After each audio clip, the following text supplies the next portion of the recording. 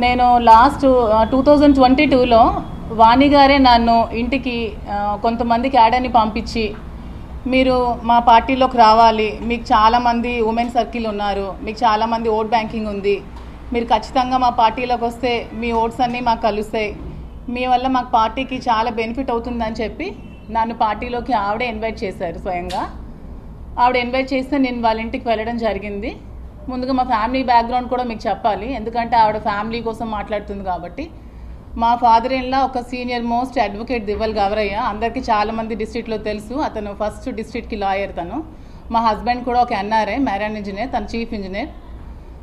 మా ఫాదర్ కూడా శ్రీకాకుళం, తను ఒక రియల్ ఎస్టేట్. మాదొక ఉన్నతమైన కుటుంబం, చాలా పెద్ద కుటుంబం నుంచి వచ్చిన అమ్మాయిని ఇంకొక పెద్ద కుటుంబానికి నేను కోడలుగా వెళ్ళాను. మాకు రాజకీయాలు చాలా దూరం, కానీ వీళ్ళు కోరడం వల్ల నేను మా ఇంట్లో ఒప్పించి నేను రాజకీయాల్లో జాయిన్ అవ్వడం జరిగింది. నాకు మహిళా అధ్యక్షురాలుగా అపాయింట్ చేశారు. అపాయింట్ చేసిన నుంచి నేను చాలా యాక్టివ్గా పార్టీలో పార్టిసిపేట్ చేశాను. ఎందుకంటే నాకు ముందు నుంచి జగన్ అంటే చాలా అభిమానం. జగన్ అన్న కోసం ఇంట్రెస్ట్తో వీళ్ళు పిలవగానే నేను ఒప్పుకొని పార్టీలోకి జాయిన్ అవ్వడం జరిగింది.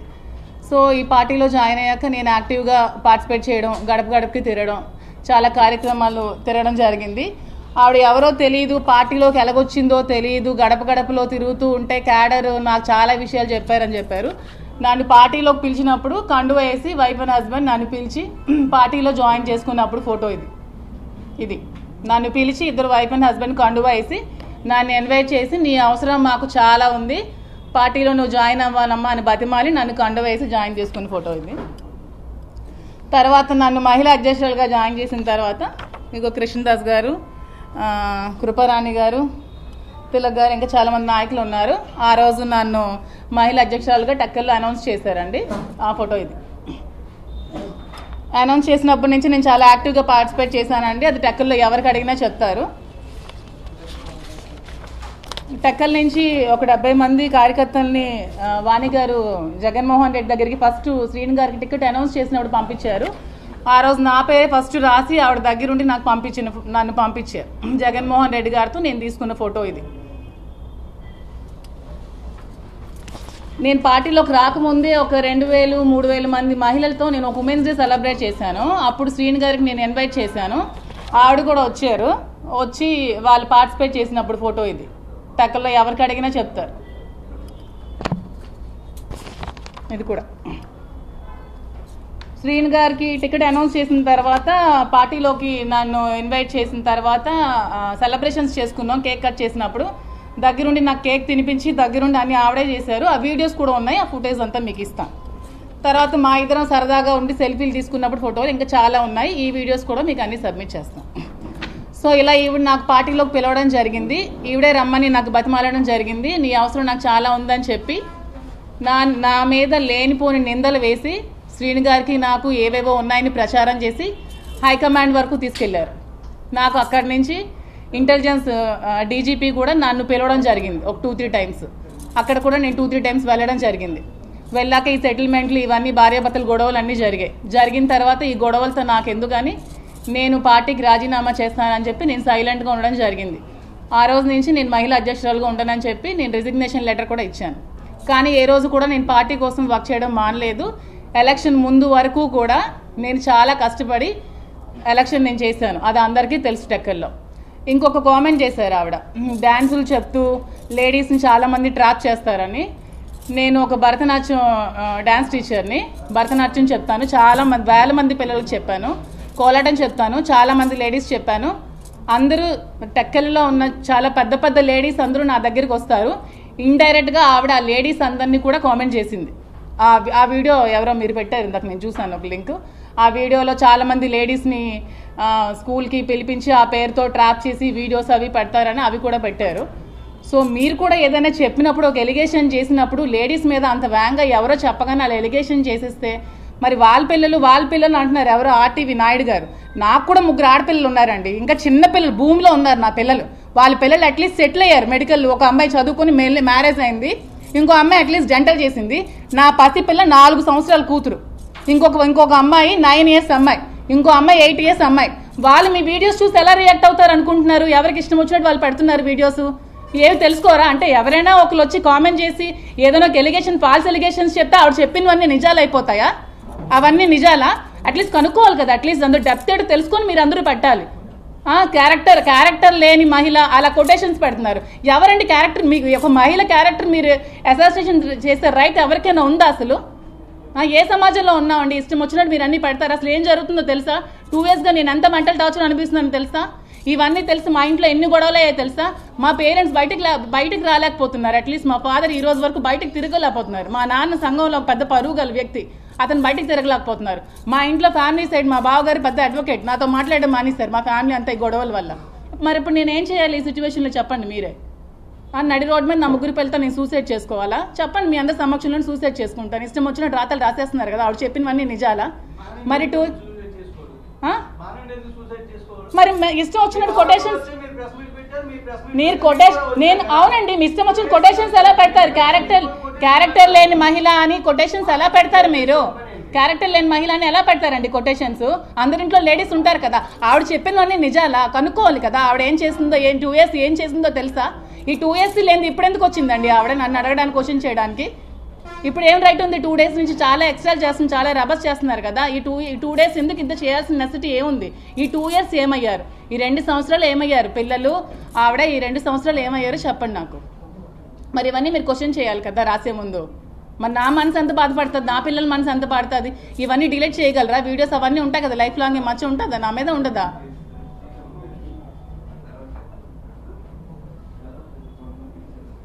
కాదు, ఇవన్నీ రాసే ముందు ఆవిడ ఏం చెప్పినవన్నీ నిజాలు అయిపోవు కదా. ఆవిడకి ఎప్పుడు ముందు నుంచి కూడా ఆవిడకి ఈ రాజకీయంగా ఎదగాలనేది ఆవిడకి మెయిన్ ముందు నుంచి ఉన్న టార్గెట్. టికెట్ ఆవిడకే కావాలనేది ఆవిడ మెయిన్ ఎయిమ్. ఆవిడ ఆ ఎయిమ్తో, లేకపోతే 60 years ఒక అతనితో నన్ను ఇల్లీగల్ కాంటాక్ట్ పెట్టాల్సినంత అవసరం ఆవిడకి ఏముంది? ఆవిడకి వాళ్ళ హస్బెండ్కి పిల్లలకి ఏమైనా ఉంటే హస్బెండ్ వాళ్ళు పిల్లలు తేల్చుకోవాలి, నన్ను మధ్యలో లాక్కూడదు. ఇది నా పర్సనల్ లైఫ్, ఇది నా ఇష్టం. ఎవరు నా క్వశ్చన్ చేసే రైట్ కూడా లేదు. నాకు కూడా నా రైట్స్ అనేవి కొన్ని ఉంటాయి.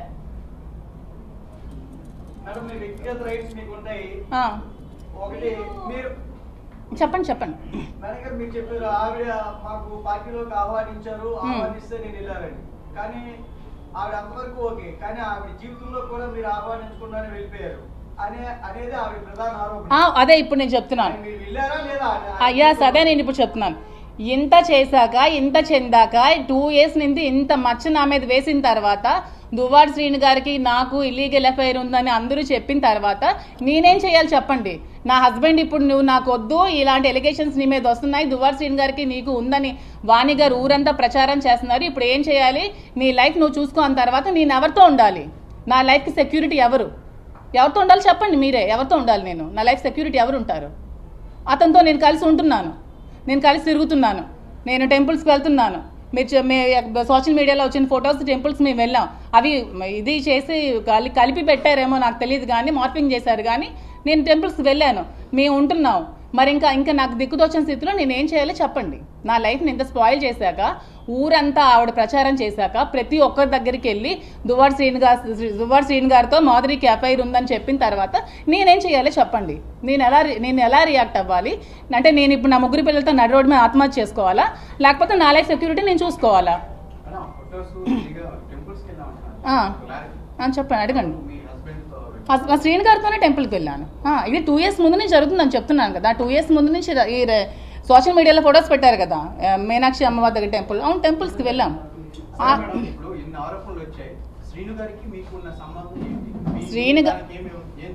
శ్రీను గారు మేమైతే పెళ్లి చేసుకోలేదు. ఎందుకంటే ఇల్లీగల్గా పెళ్లి చేసుకోవడం అనేది చాలా తప్పు. ఎందుకంటే నాకు డైవర్స్ అవ్వలేదు, అతనికి కూడా డైవర్స్ అవ్వలేదు. సో మేము ఎక్కడ కూడా మ్యారేజ్ చేసుకోలేదు. నేను అతనితో ఉంటున్నాను. అతను నాకు ఒక ఫ్రెండ్, ఒక ఫిలాసఫర్, ఒక గైడ్, అన్నీ అతనే నాకు. ఎందుకంటే నేను సూసైడ్ చేసుకోవాల్సిన సిచ్యువేషన్ వచ్చినప్పుడు నువ్వు అలా ఏం చేసుకోవద్దు, నీకు నేను ఉన్నాను, నీకు ధైర్యంగా ఉంటాను, నువ్వు అధైర్య పడుకో, నాకు ధైర్యాన్ని ఇచ్చి నన్ను అతను ఒక సెక్యూర్డ్గా ఉంచుతున్నారు. దాంట్లో తప్పేమీ లేదు కదా. నేను వాళ్ళ ఫ్యామిలీలో సహజీవనం ఎలా అవుతుందండి? అడల్టరీ అనుకోవచ్చు కదా. సహజీవనం అనేది పెళ్లి కాని వాళ్ళు చేసేది సహజీవనం అంటారు. పెళ్ళైన 2 అమ్మాయి అబ్బాయి చేసేది అడల్టరీ అంటారు. అడల్టరీకి అక్కడ సుప్రీంకోర్టులో కూడా ఇది ఏం లేదు. దాన్ని మీరు అంత ఇష్యూ ఎంతవరకు మీరు చెప్పారు కుటుంబము పరువు మర్యాదలు పెద్దలు అని చెప్పి, అదే ఒక బేలతనంగా మాట్లాడే వ్యక్తి కాదు మీరు. మీరు ఒక భరతనాట్యం టీచరు, మీరు మీ కాళ్ళ మీద నిలబడగలరు. మీరు ఎందుకు రాంగ్ రూట్ ఎందుకు తెచ్చుకున్నారు? ఇవన్నీ ఆవిడ అదే చెప్తూ ఎవరైనా ఆరోపిస్తే వాళ్ళతో ఉండిపోతారా? మరి ఇంకో పర్సన్ పేరు చెప్తారు మీకు, 10 మందితో ఉన్నారంటే 10 మందితో ఉండలేరు. అలా మీరు అనకండి. ఆవిడకి టిక్కెట్ శ్రీను గారు చెప్తున్నాను వినండి. ఆవిడ టిక్కెట్ జగన్మోహన్ రెడ్డి దగ్గరికి వెళ్ళి నాకు నా హస్బెండ్ అక్కర్లేదు, నాకు టిక్కెటే కావాలి, నేను సూసైడ్ చేసుకుంటాను, తనకు నేను డైవర్స్ ఇచ్చేస్తాను, నాకు టిక్కెటే కావాలని చెప్పినప్పుడు శ్రీను గారే ఆవిడతో ఎందుకని విభేదాలు ఎందుకని ఆవిడకి టిక్కెట్ అనౌన్స్ చేశారు. అనౌన్స్ చేసినప్పుడు ఆవిడ వచ్చాక ఆవిడ రాజకీయాలు ఆవిడ చేసుకోవాలి. ప్రతిరోజు గడప గడపకి వెళ్ళి ప్రతి ఇంటికి వెళ్ళి ప్రతి డోర్ కొట్టి శ్రీను గారికి మాధురికి ఎఫ్ఐఆర్ ఉంది, శ్రీను గారికి మాధురికి ఎఫ్ఐఆర్ ఉంది, శ్రీను గారికి మాధురికి ఎఫ్ఐఆర్ ఉందని ప్రతి డోర్ టు డోర్ ఆవిడ చెప్పారు.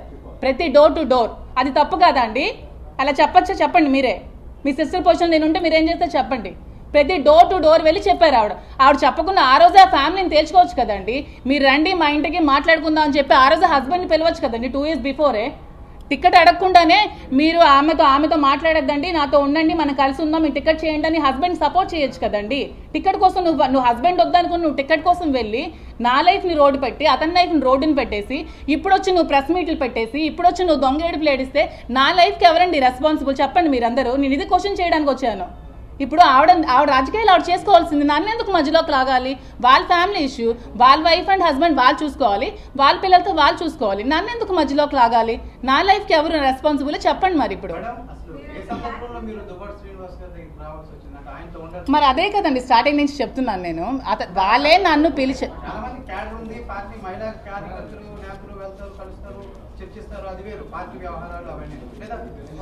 అదే ఇప్పుడు అప్పుడు కాదు.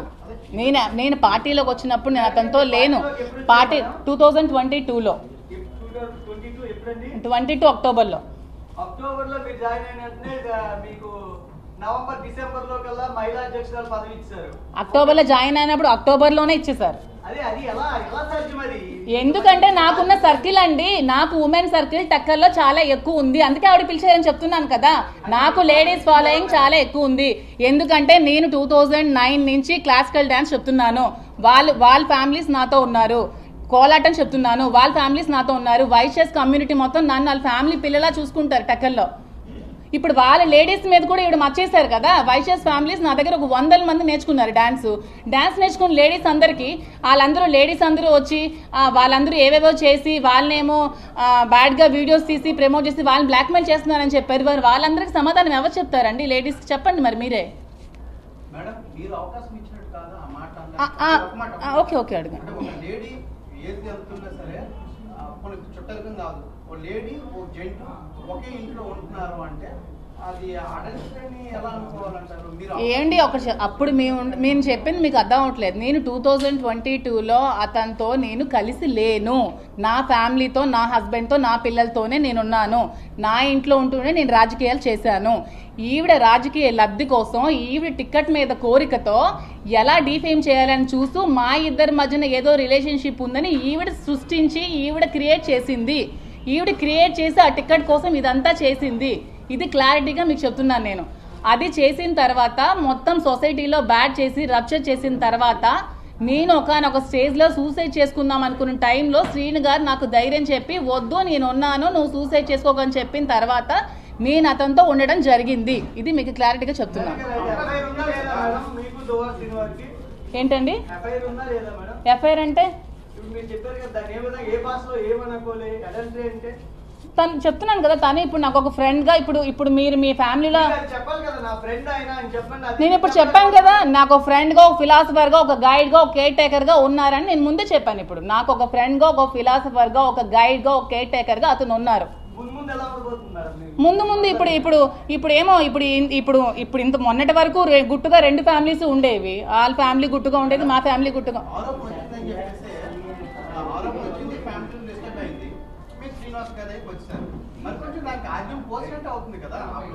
ఆద్యం పోసినట్టు అంటే ఇప్పుడు మా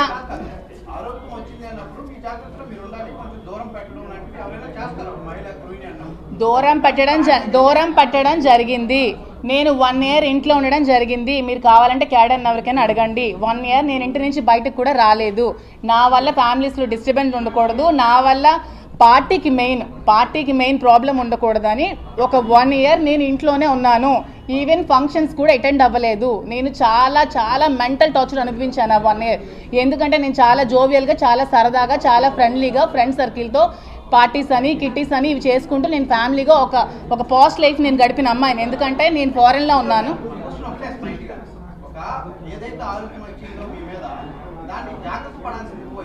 అదే చెప్తున్నాను, నేను ఒక 1 year జాగ్రత్త పడ్డాను. నేను 1 year ఇంట్లోనే ఉన్నాను. అయినా సరే ఆవిడ నన్ను లైమ్ లైట్లోకి ఆవిడే పుల్ చేసింది, నన్ను లాగింది. నేను 1 year చాలా పేషెన్స్తో, చాలా ఓర్పుతో నేను ఇంట్లోనే ఉన్నాను. నేను ఉన్నప్పుడు ఆవిడే నన్ను లైమ్ లైట్లోకి తీసుకొచ్చింది. ఈ పేరుని స్టేట్ వైజ్ తీసుకెళ్ళింది. నా పేరుని 2 years బిఫోరే దివల్ మాదిరి అని టక్కలకే పరిమితమైన నన్ను ఒక స్టేట్ ఇష్యూ చేసింది ఈవిడ. ఎందుకంటే చెయ్యాలి?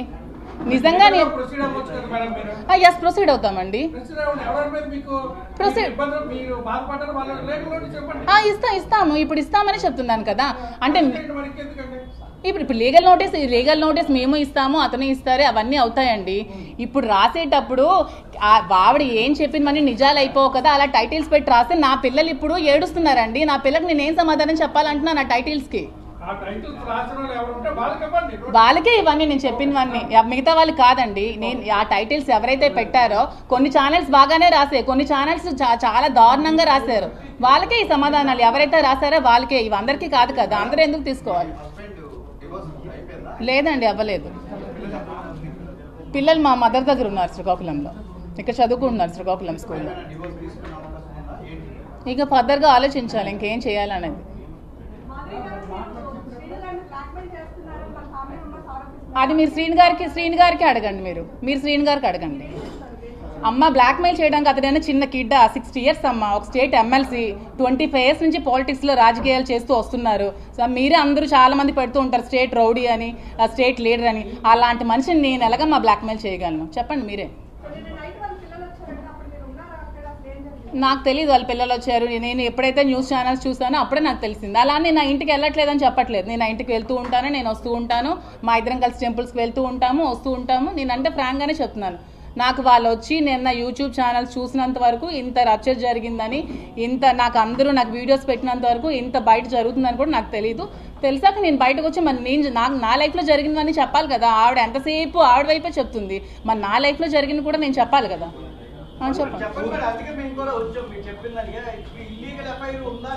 మళ్ళీ మీరు ఇల్లీగల్ అనకండి, దానికి ఇది ఇల్లీగల్ అని మీరు అనకండి. ఆవిడ పేరు పెట్టిందని మీరు ఇల్లీగల్ అఫైర్ అని మీరు పేరు పెట్టకండి. ఆవిడ అలా క్రియేట్ చేసి అలా చెప్పింది. ఇప్పుడు నాకు ఏ దిక్కు లేక నేను కలిసి ఉండాల్సి వస్తుంది. దాన్ని మీరు ఇల్లీగల్ అంటారో, మీరు ఏమంటారో, మీరు ఏం పేర్లు పెడతారో అది మీ ఇష్టం. నేనైతే ఇల్లీగల్ అని దానికి ఒప్పుకోను. నేను ఆవిడ డైరెక్ట్ గా మా హస్బెండ్ తో కూడా మాట్లాడి చాలా అసలు ఇంట్లో కూడా చాలా ఇష్యూస్ క్రియేట్ చేసింది ఆవిడ గురించి. మరి మీకు తెలుసో లేదో నాకు తెలియదు. మరి ఆవిడకి ఉన్న ఈ పదవి దాహంతో నన్ను ఒక పావులా వాడుకుంది రాజకీయాల్లో. నన్ను వాడుకొని నన్ను ఇలా చేసింది. ఈ 25 yearsలో శ్రీని గారు చాలా మంది లేడీస్తో పాలిటిక్స్లో చాలా మంది పొలిటీషియన్స్ లేడీస్తో ట్రావెల్ చేస్తూ ఉంటారు కదా. చాలా మంది ఎంపీటీసీలు ఉంటారు, ఎంపీపీలు ఉంటారు, ప్రెసిడెంట్లు ఉంటారు, అందరూ లేడీస్ ఉంటారు.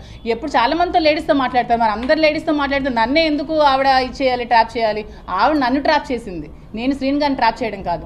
ఈవిడ నన్ను ట్రాప్ చేసి నన్ను ఒక పావులాగా వాడుకొని ఆవిడ టికెట్ పొందడానికి నన్ను యూజ్ చేసుకుంది ఆవిడ. నేను ఎవరిని ట్రాప్ చేయలేదు. ఏంటి రాజకీయాల్లోకి వస్తే ఎవరైనా రాజకీయాల్లోకి వస్తారండి. మొన్న ఎలక్షన్లో ఫస్ట్ ట్రిప్ నిలిచిన వాళ్ళు కూడా గెలిచారండి. అదంతా లక్ అండి. రాజకీయం మా చిన్నప్పటి నుంచి ఉంది. రాజకీయం చేయాలంటే ప్రతి ఒక్కరు రాజకీయాలు చేయగలరండి. దాంట్లో ఏముంది, పూర్వం నుంచి మాకు వచ్చింది. ఇవన్నీ ఎందుకండి కబుర్లు? ఇప్పుడు ఓకే, మీరు ఆ క్వశ్చన్ అడిగారు కదా సౌమ్య గారు, శ్రీని గారిని ట్రాప్ చేశారని. శ్రీని గారిని ట్రాప్ చేయాల్సిన అంత అవసరం నాకేముంది? మార్నింగ్ ప్రెస్ మీట్లో వాణి గారే చెప్పారు, ఫైనాన్షియల్ క్రైసిస్లో మేము ఉన్నాము, శ్రీని గారు ఒక షర్టు బనియన్తో వచ్చారు, అతనికి ఏమీ లేదు అని చెప్పారు. మరి ఏమీ లేనప్పుడు, అతని దగ్గర రూపాయి కూడా లేనప్పుడు అతన్ని ట్రాప్ చేయాల్సిన అవసరం నాకేముంది? ఒక 60 years అతన్ని ఏమీ లేని అతన్ని ట్రాప్ చేయాల్సిన అవసరం ఏముంది? ఫైనాన్షియల్గా మేము వెల్ సెటిల్డ్, మా ఫాదర్ గారు వెల్ సెటిల్డ్, మా హస్బెండ్కి ఒక 10 to 15 lakhs శాలరీ వచ్చేది, మా మాయ గారు వెల్ సెటిల్డ్. సో ట్రాప్ చేయాల్సిన అవసరం నాకు ఏముందండి? సౌమ్య గారు చెప్పండి. ట్రాప్ చేశారు అదేనండి, ట్రాప్ చేయడానికి చిన్నపిల్లలా అని అడుగుతున్నాను నేను. శ్రీను గారు ఏమైనా చిన్న పిల్లడా? ట్రాప్ చేస్తే పడిపోతారు చెప్పండి మీరు. ఆ ట్రాప్ చేస్తే పడిపోయేవాడైతే ఈ 25 yearsలో ఎవరు ట్రాప్ చేసినా పడిపోవాలి కదండి. ట్రాప్ చేస్తే పడిపోయేవాళ్ళు.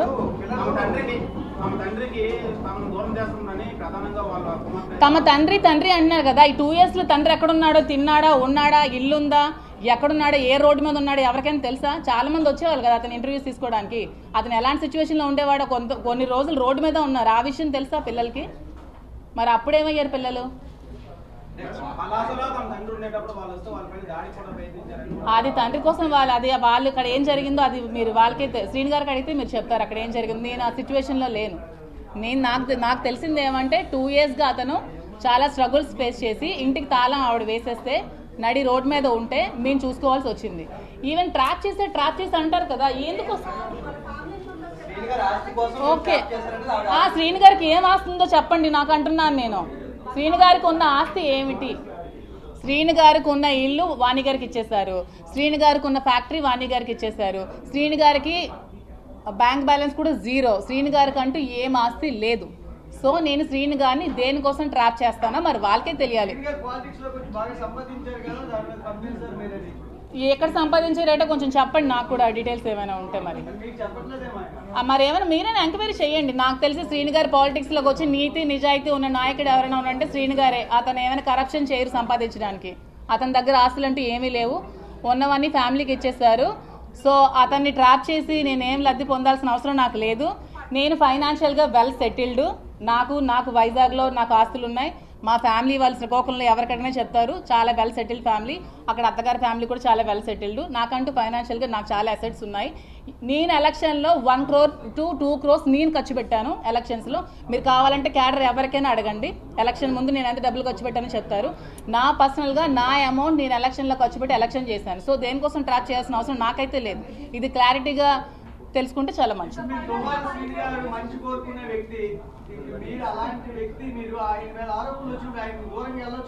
నేను ఇప్పుడు దూరంగానే ఉన్నానండి. వాళ్ళ ఫ్యామిలీ కావాలంటే కలవమానండి. అతనికి అదే అంటున్నాను కదా, ఆవిడకి ఏమైనా సమస్యలు ఉంటే వాళ్ళ హస్బెండ్తో కూర్చొని తెలుసుకోమానండి పిల్లలకి అతనికి. నన్ను మాత్రం లాగొద్దు అని చెప్తున్నాను. నేను ఇది చెప్పడానికి వచ్చాను. నన్ను బయటకి లాగొద్దు. నిజంగా ఆవిడకి హస్బెండ్తో కలవాలనిపిస్తే హస్బెండ్తో కలవమానండి, హస్బెండ్తో మాట్లాడుకోమానండి, పిల్లల్ని హస్బెండ్తో కలవమానండి. అది వాళ్ళ లైఫ్, వాళ్ళ ఫ్యామిలీ మ్యాటర్, నాకు సంబంధం లేని విషయం. మేడం ఇప్పుడు ఒకటే అంటున్నారు, వాళ్ళు రాత్రి కూడా వచ్చింది, మా ఫాదర్ మాకు దూరం అయిపోయారు, మీరేమో ఆ ఇంటి నుంచి వెళ్ళిపోవాలి, మా ఫాదర్ మా దగ్గర అవ్వాలి అనేది వాళ్ళు డిమాండ్ చేస్తారు. అది మీరు కాదండి, నేను ఇప్పుడు ఇంట్లో ఉండట్లేదు, నేను అప్పుడప్పుడు వెళ్ళి వస్తున్నాను అంతే. వెళ్ళమనండి ఆ ఇంట్లో ఉండాలంటే. అది శ్రీను గారికి వాళ్ళకి సంబంధించిన విషయం అండి. అది మీరు ఏమండి ఎలక్షన్ చెప్తున్నాను నేను. అదే ఎలక్షన్ నేను 2 months నేను కాల్ సెంటర్ పెట్టాను అక్కడ. మీ చాలా సార్లు వచ్చావు కదా సౌమ్య, నువ్వు కూడా. నేను ఐపాక్ టీం పెట్టాను. ఎలక్షన్ దగ్గరుండి నేను చేశాను. ఎలక్షన్ దగ్గరుండి చేశాను. నేను అక్కడ ఉన్నాను. ఎవరైనా చెప్తారు నేను ఉన్నాను. ఎలక్షన్ దగ్గరుండి చేశాను. ఫైనాన్షియల్గా నా డబ్బులు నేను ఖర్చు పెట్టుకొని చేశాను. నేను ఉండి వచ్చానని చెప్తున్నాను కదా. దాంట్లో నేను దాయడానికి ఏముంది? డబ్బు కోసం కాదంటున్నారు, ప్రేమ కోసం దగ్గర అయ్యారా?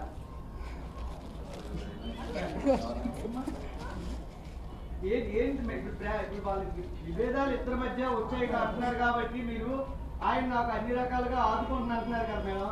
మీరు మీ డైవర్స్ ఇవ్వబోతున్నారు, ఏంటి భవిష్యత్తు ఏంటి? ఏమండి ఇప్పుడు సొసైటీలో ఇప్పుడు ఏదైనా ఎలిగేషన్స్ వచ్చాయనుకోండి, ఒక హస్బెండ్కి దూరం అయ్యి ఒక ఒంటరిగా ఉన్న మహిళలు చాలా ప్రాబ్లమ్స్ ఫేస్ చేసుకోవాల్సి వస్తుంది కదా.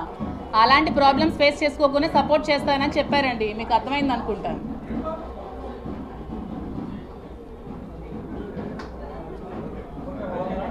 అర్థమైందా? ఇంకేమైనా క్వశ్చన్స్ ఉన్నాయా?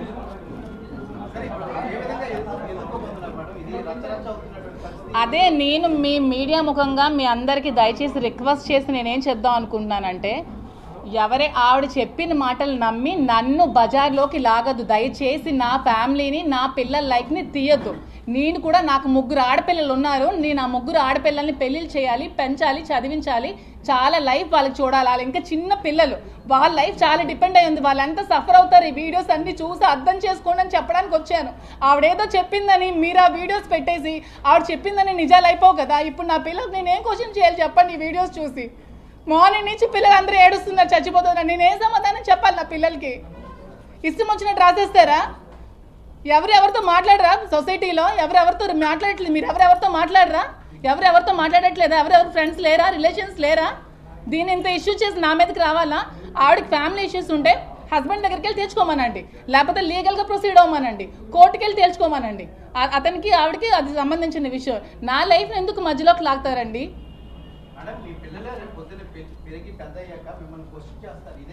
క్వశ్చన్ చేస్తే నేను ఇదే సార్ అదే ఎస్ మీరు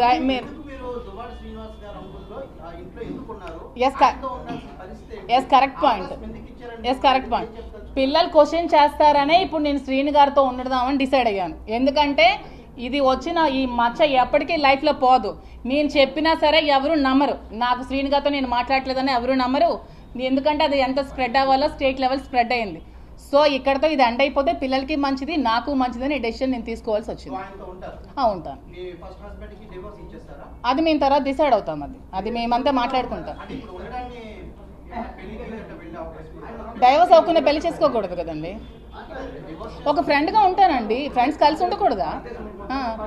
మీకు అమ్మాయిలు ఎవరు ఫ్రెండ్స్ లేరా? ఉంటాం కదా. ఏం మీతో ట్రిప్స్కే రారా? మీరు ఎప్పుడు గర్ల్ ఫ్రెండ్స్ మీరు ట్రిప్స్కి ఎక్కడికి వెళ్ళలేదా? కలిసి ఉన్నంత మాత్రాన ఏదో కోరికలు ఉండిపోయినట్టే అండి. ఇంకేం ఉండవా? కష్ట సుఖాలు ఏమి ఉండవా? ఇప్పుడు మీరు ఏమీ లేకుండా ఉన్నారనుకో, ఇప్పుడు చూడు అలా కాదు. మీరు ఇప్పుడు ఏమీ లేకుండా ఒంటరిగా ఎవరు లేకుండా ఉన్నారనుకో, మీరు అన్నం పెట్టమంటే నేను వచ్చి అన్నం పెడతాను. నా మనసు అంత మంచిది. మీరు భోజనం వండి పెట్టండి అంటే నేను మీకు వండి పెడతాను. అంతేగాని ఎవరు కలిసి ఉండరా? ఫ్రెండ్స్ ఉండరా? లేడీస్ ఫ్రెండ్స్ ఉండరా? అమ్మాయిలు అబ్బాయిలు కలిసి ఎక్కడికి వెళ్ళరా? ట్రిప్స్ వెళ్ళరా? క్లాస్మేట్స్ ఉండరా? అలాగే ఇది ఫ్రెండ్షిప్ అనుకోండి. అది ఆవిడ పోస్తున్నారు అంటే దీన్ని ఇంకా హైలైట్ చేస్తున్నారు ఆవిడ. అంటే ఇప్పుడు దూరం మెయింటైన్ చేసి నేను ఏం చేయమంటారు అంటే ఓకే ఇప్పుడు నేను హస్బెండ్ అంటే ఇప్పుడు నేను హస్బెండ్కి దూరం అయిపోయి ఇతనికి దూరం అయిపోయి ఏం చేయమంటారు? అంటే ఎలిగేషన్స్ వచ్చాయి కదా. ఇప్పుడు ఎంతమంది ముందు ఆవిడ వచ్చి ప్రెస్ మీట్ పెట్టారు కదా. ఎంతమందికి మొత్తం స్టేట్ లెవెల్లో మార్నింగ్ నుంచి ఫోన్ ఓపెన్ చేస్తే ఇవే వీడియోస్, టీవీ చూస్తే ఇవే వీడియోస్, ఫేస్బుక్ చూస్తే ఇవే ఫొటోస్, నా ఫొటోస్ మొత్తం వైరల్ చేశారు కదా. ఇవి పోతుందా? పోదు కదా. లైఫ్ లాంగ్ ఉంటుంది కదా. ఎన్ని ఇయర్స్ బ్యాక్ వెళ్ళినా నన్ను చూడగానే ఆ శ్రీని గారు తాలూకా అంట, శ్రీని గారు ఇదంట కామెంట్ చేస్తారు కదా. సో దానికంటే శ్రీని గారితో ఉండడమే బెటర్ కదా.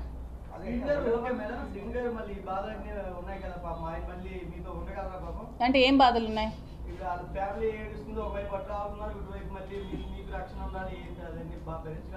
నాకు రక్షణ నేను రక్షించుకోగలనండి.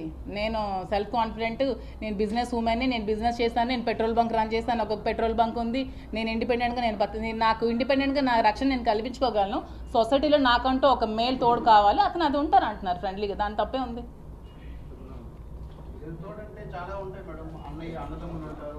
ఫ్రెండ్ అని చెప్పాను కదా. ఈ ఫ్రెండ్షిప్ ఎక్కడికి దారితీస్తుందో తెలియదు తర్వాత ఫ్యూచర్లో.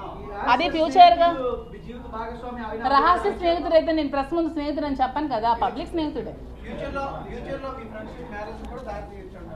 అది సిచ్యువేషన్స్ అన్నీ కుదిరితే దారి తీయచ్చేమో. పొలిటికల్ లైఫ్ని ఆవిడ ఇలా నా లైఫ్ని స్పాయిల్ చేశారు. పొలిటికల్గా చాలా ఆశలతో పాలిటిక్స్లోకి వచ్చాను. జగన్ అన్న అంటే చాలా ఇష్టం. జగన్ అన్న కోసం చాలా కష్టపడ్డాను. ఆవిడ పదవులు ఆశించి పార్టీలోకి వచ్చి పనిచేసిందేమో. నేను పదవి ఆశించుకున్న పనిచేశాను. ఆవిడకి నాకు చాలా తేడా.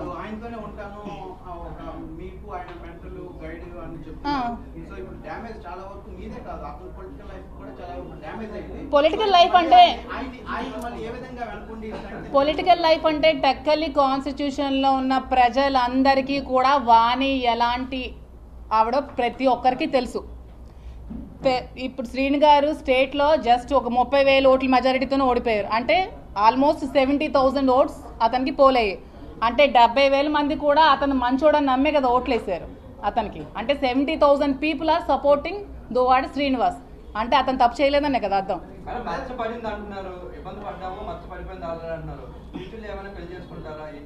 అదే ఇప్పుడు చెప్పాను కదా. కాన్సిక్వెన్సెస్ అన్ని కుదిరితే ఇటు ఫ్యామిలీ అటు ఫ్యామిలీ డైవోర్స్ అన్నీ అయితే ఏమో ఫర్దర్గా జరుగుతుందేమో.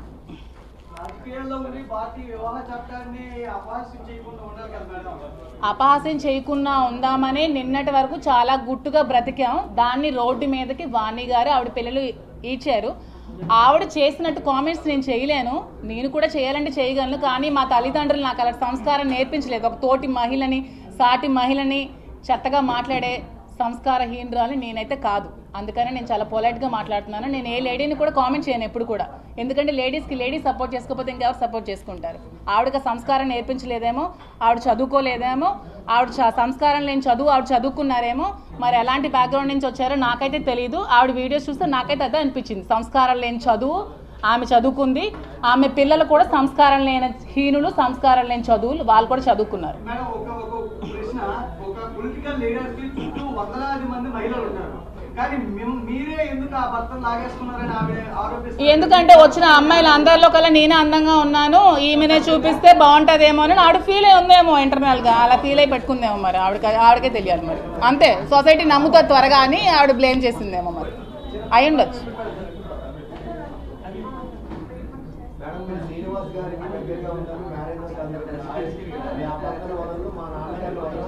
అదే నేను చెప్తున్నాను, అది ఫ్యామిలీ చూసుకోవాలి, అది ఫ్యామిలీ ఇంటర్నల్ మ్యాటరు. అదే నేను చెప్తున్నాను, అంటే వాళ్ళ ఫ్యామిలీ ఇంటర్నల్ మ్యాటర్, వాళ్ళు ఏమైనా ఉంటే ఫ్యామిలీతో తేల్చుకోవాలి. నేనైతే వాళ్ళ ఫ్యామిలీలో నేను ఇంటర్ఫీర్ అవ్వనండి, ఎందుకంటే అది ఫ్యామిలీ మ్యాటర్ కాబట్టి. ఓకే, తను వెళ్ళాలంటే వెళ్ళొచ్చండి. చెప్పాను కదా నేను ఇండిపెండెంట్ ఉమెన్, నేను బతకగలనని. ఓకేనండి, ఓకే, థ్యాంక్ యూ.